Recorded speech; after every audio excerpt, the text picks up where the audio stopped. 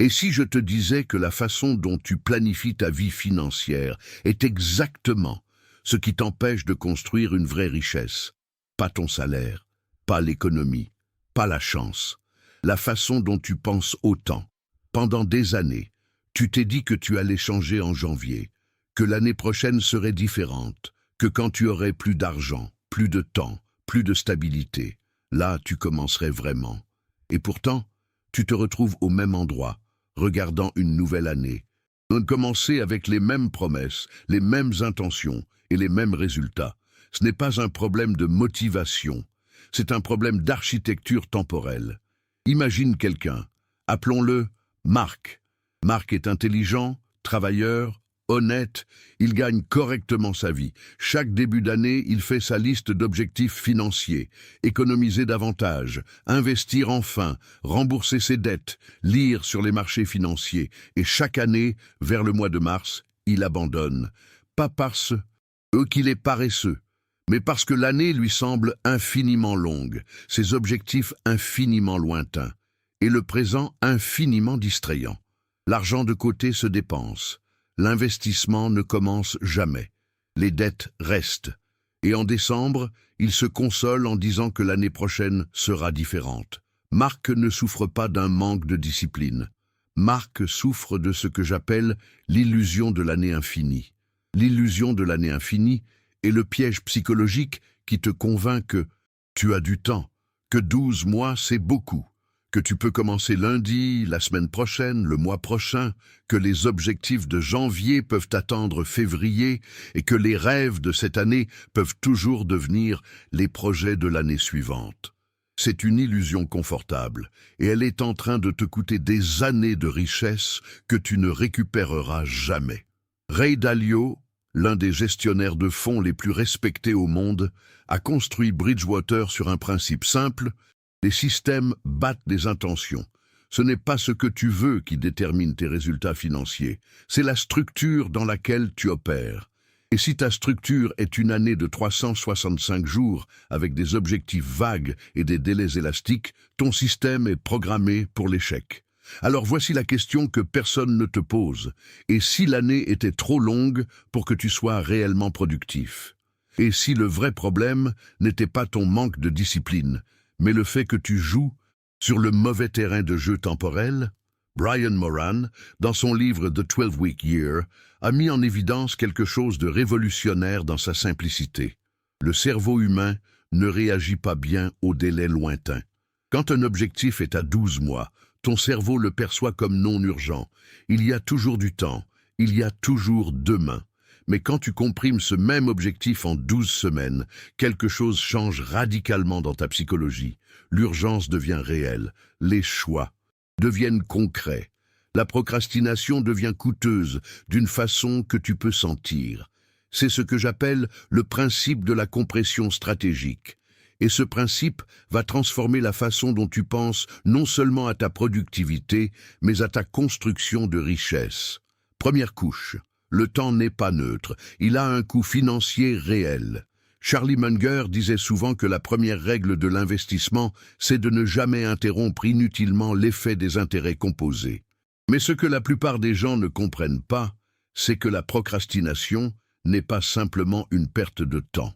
C'est une perte d'argent mesurable.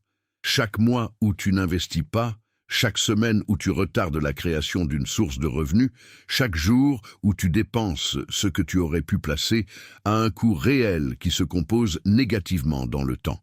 Quand tu penses à l'année comme à quelque chose d'infini, tu anesthésies ce coût. Quand tu comprimes ta fenêtre à 12 semaines, tu le ressens viscéralement. Warren Buffett a commencé à investir sérieusement à 11 ans. Il a lui-même dit qu'il regrettait de ne pas avoir commencé à 10 ans. Ce n'était pas une blague, c'était une reconnaissance profonde que chaque unité de temps non utilisée dans la construction de richesse est perdue définitivement.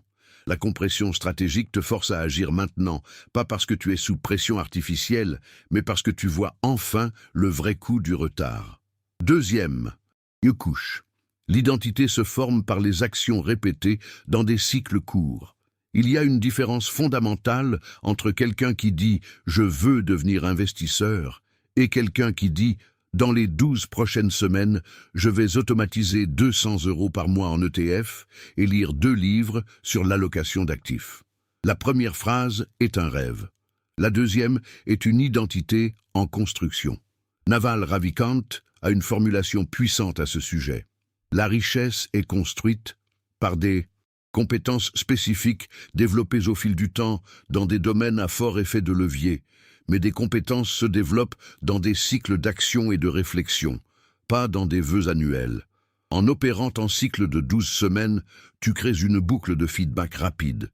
Tu agis, tu observes les résultats, tu ajustes, tu recommences. En 12 semaines, tu peux compléter 2 ou 3 de ces cycles-là où une approche annuelle ne t'en donnait qu'un. Et voici ce qui est fascinant. Chaque cycle complété change la façon dont tu te vois. Après 12 semaines à épargner systématiquement, tu n'es plus quelqu'un qui essaie d'épargner, tu es quelqu'un qui épargne. Cette distinction d'identité est tout, parce que les gens riches ne font pas des choses riches de temps en temps. Ils sont des personnes dont l'identité est alignée avec la construction de richesse. Troisième couche, la clarté bat l'ambition. Combien de fois as-tu défini un objectif financier en début d'année qui ressemblait à ceci? Je veux améliorer mes finances, ou je veux commencer à investir, ou je veux gagner plus d'argent. Ces objectifs sont des fantômes. Ils n'ont pas de forme, pas de mesure, pas de date limite réelle. La compression stratégique t'oblige à une clarté brutale. En 12 semaines, tu ne peux pas te permettre le flou. Tu dois décider quoi exactement, combien précisément, d'ici quand spécifiquement. Cette contrainte temporelle est une forme de discipline cognitive que les planificateurs annuels ne développent jamais. Et c'est exactement pourquoi tant de personnes intelligentes restent financièrement médiocres, non par manque d'ambition, mais par excès de vagues. Adam Smith, dans sa théorie des nations, décrivait la spécialisation comme le moteur de la création de valeur. Le même principe s'applique à tes actions financières. Un focus intense sur un nombre limité d'objectifs dans une fenêtre courte produit plus de résultats qu'une attention dispersée sur une longue période. Ce n'est pas de la motivation, c'est de la mécanique. Quatrième couche, les semaines de revue transforment l'exécution en sagesse. Voici ce que la plupart des approches annuelles ratent complètement. La revue régulière. Quand ton horizon est de 12 mois, tu as tendance à vérifier tes progrès en décembre. C'est beaucoup trop tard pour corriger le tir. En revanche, dans un cycle de 12 semaines, chaque semaine compte pour environ 8% de ton cycle total. Raté. Une semaine est perceptible. Ajuster après 2 semaines est encore utile. La structure elle-même te rend plus intelligent financièrement, parce qu'elle t'oblige à te confronter à la réalité de tes choix plus souvent et plus rapidement. Robert Kiyosaki a écrit que la principale différence entre les riches et les pauvres n'est pas l'argent, c'est l'éducation financière. Mais l'éducation financière ne vient pas des livres seuls. Elle vient de l'expérience répétée de fixer des objectifs, un financier, de les poursuivre, d'observer les résultats et d'intégrer les leçons.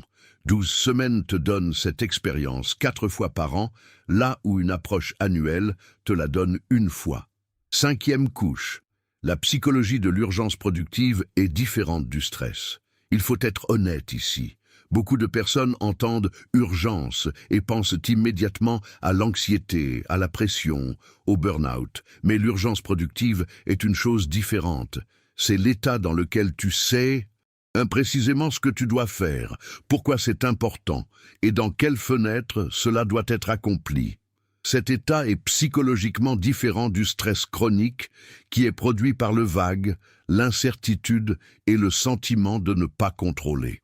Quand tu opères en cycle de 12 semaines sur tes objectifs financiers, tu crées un sentiment de maîtrise que l'approche annuelle ne produit jamais.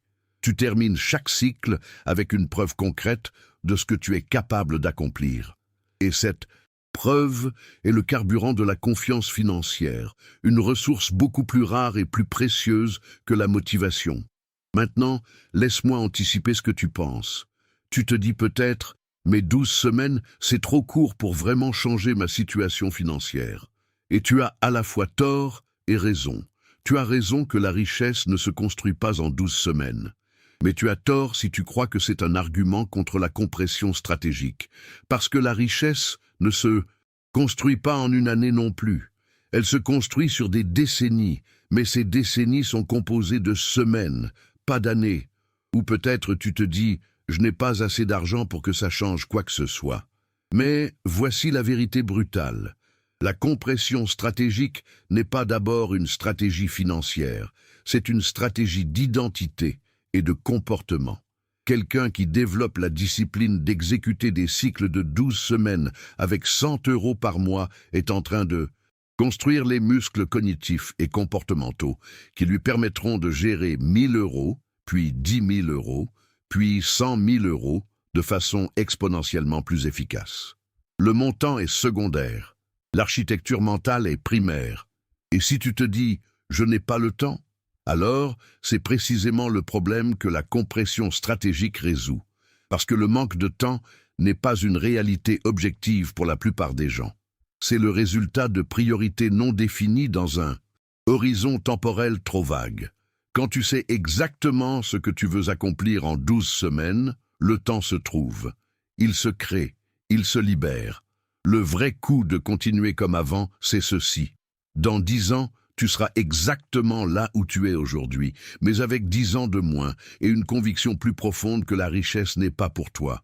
Ce n'est pas une prédiction pessimiste, c'est la trajectoire naturelle de ceux qui perpétuent l'illusion de l'année infinie.